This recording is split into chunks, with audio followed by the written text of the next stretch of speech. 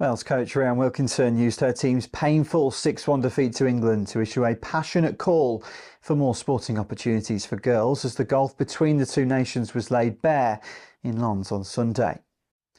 Wales crashed out of Euro 2025 after losing all three group games, conceding 13 goals.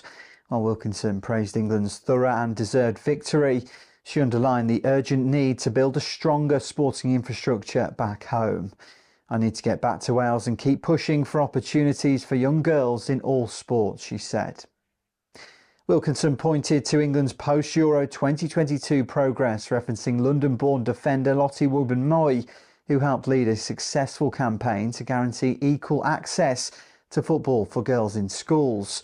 "That has to be something we continue to fight for in Wales," she added.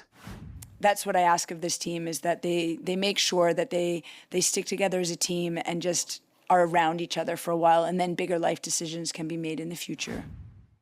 The contrast between the teams was stark. England's lineup including several London-based stars such as Chelsea's Lauren James and Arsenal's Beth Mead, both instrumental in the win. James, deployed wide on the right, continued her sharp form, while Agnes Beaver-Jones' substitution turned out to be key, returning a goal and assist. And of course with that loss the urgency came, and I think the team really responded well on that, and now hopefully we can show that again against Sweden. Despite Wales making history, including a first major tournament goals from Jess Fishlock and Hannah Kane, Wilkinson highlighted the harsh realities behind the scenes. England manager Sarina Wiegman praised her side's urgency and togetherness as they advanced to face Sweden in the quarter-finals.